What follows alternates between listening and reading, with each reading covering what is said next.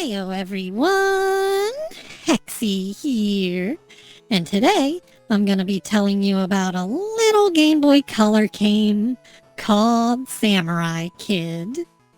Now you probably don't remember this one from your childhood, even though it probably looks like a lot of games that you've seen before.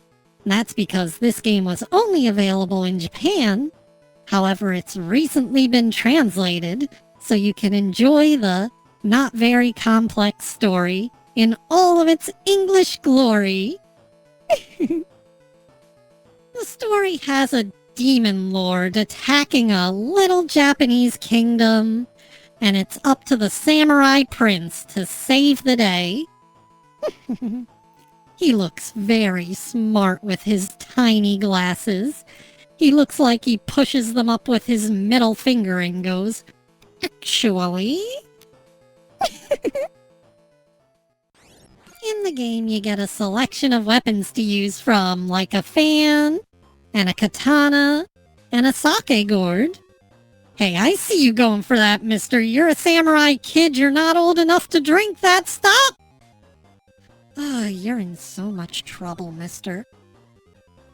The fan allows you to turn your enemies into your fans, and then they follow you around on social media, and also to switches.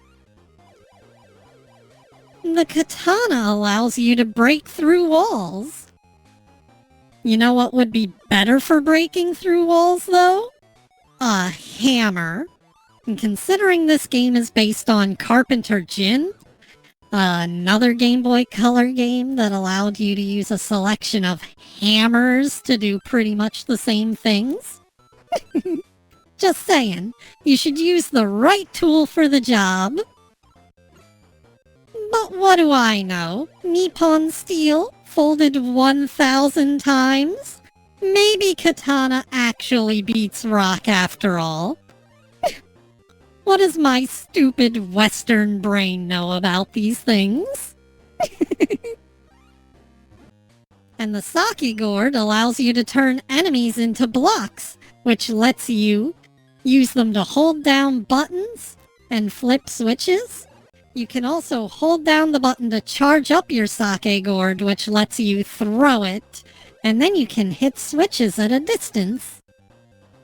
Hey, I see you going for another swig. Don't you do it. You're too young. Oh, you're so grounded when your father gets home. Hitting a block with your fan or sake gourd can send it flying, which is a good way to get it across gaps. However, hitting a block that you've created with your katana can shatter the block so that the enemy can respawn if you wind up getting the block stuck in a corner or something. Also, if you need to move a block a little bit, but there's a cliff on the other side, you can just press up against it to kick it into place, make some minute adjustments. Now, you heard me talking about switches, and this game has a couple of different varieties of switches that you need to watch out for. There are timed switches that only stay open for a certain amount of time and then they close the door on you again, so you have to run through before the switch runs out. There are flippable switches, which toggle on and off. You can use these to activate other blocks or activate doors or platforms. It's all very situational, but just know that they won't flip off until you've hit them a second time. And then there are hold switches, switches that need to be held down, or else they'll undo whatever change they made to the level. You usually have to stick a block on these, though certain platforms need you to hold the button down, and then you can jump to the platform before it goes away. Speaking of platforms, there are a couple different types of platforms I need to tell you about. There are these slow-moving platforms which can go horizontally or vertically, and the game likes to use them as doors but it also uses them as like flying elevators, almost. There are also disappearing platforms. Platforms that whenever you jump on them, they disappear. These can be tricky because you sometimes need to step across them with a certain timing so that things following you can get across the platform as well. It's one of the more complex techniques whenever you're solving puzzles in this game.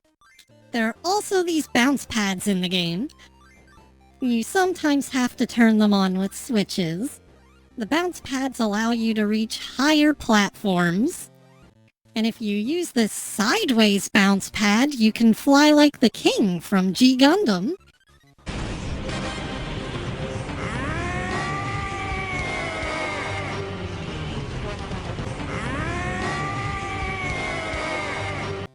Sometimes you have to hold up while jumping to reach even higher locations. It can be really confusing when you first encounter it, but once you get the hang of it, you'll be reaching those out-of-reach areas in no time. So, there are these magnetic blocks, and sometimes you can turn those on and off with a switch, and they can stop blocks in their tracks by attracting them to themselves. You can use this to use a block as a platform to get to a higher platform. You can use it to hold down a switch. And it can also be used to stop blocks from falling into pits on the other side of a switch. And it may require some kicking into place afterwards. There's this sleeping cup enemy, and they are one of the only enemies that can climb ladders, but they only move when you hit them with your fan, which makes them follow you. So you have to hit them with the fan, and then there's usually a puzzle involved requiring you to raise platforms and run across disappearing platforms with certain timings so that they reappear before the cup enemy gets to them.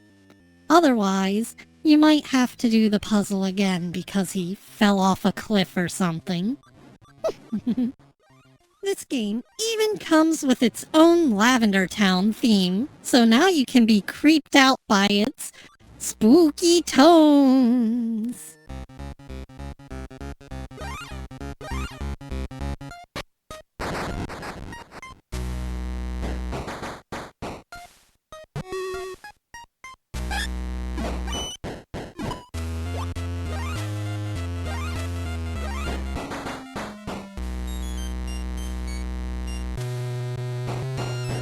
And at the end of each level, there's a boss fight. And the first boss is pretty simple and you can just hack away at him. But later on, the bosses get a little more puzzly and you have to figure out a trick in order to beat them. Anyways, that's all I've got time for this week, guys. Ciao for now, and Hexi out. Thanks go out to my Patreon supporters. Your donations mean the world to me, and I thank you for supporting my future endeavors.